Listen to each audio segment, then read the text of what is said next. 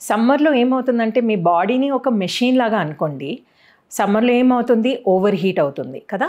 So, అలాగే ఆ mechanism, ఆ కాన్సెప్ట్‌తో చూస్తే బాడీ ఓవర్ హీట్ అవుతున్నప్పుడు ఆల్ ది ఎనర్జీ, బాడీలో ఉన్న ఎనర్జీ మొత్తం దేని మీద వెళ్తుందంటే బాడీని ఎలా కూల్ డౌన్ చేయొచ్చు అని అక్కడ ఎనర్జీ ఫోకస్ వెళ్ళిపోతుందనమాట.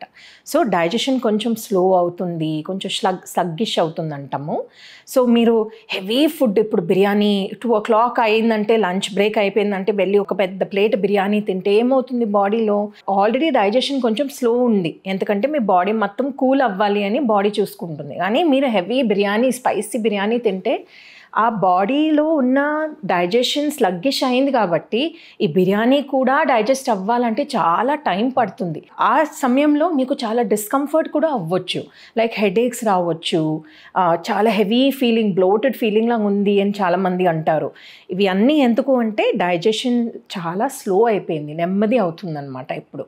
సో మీరు తినే ఫుడ్ కూడా లైట్ ఫుడ్ తింటే బాడీకి అంత హెల్ప్ అవుతుంది. ఎంత అవుతుందో అంత బాడీకి ఈ సమ్మర్లో ఎలా హెల్ప్ చేయొచ్చు అంటే మీరు ఫుడ్స్ ఎంత ఈజీగా సింపుల్ డైజెస్టివ్ ఫుడ్ మీరు తీసుకుంటే అది బాడీకి అంత మంచిది. మీరు తీసుకునే అదే మందులు, అదే నాణ్యమైన మందులు, కానీ సగం ధరకే.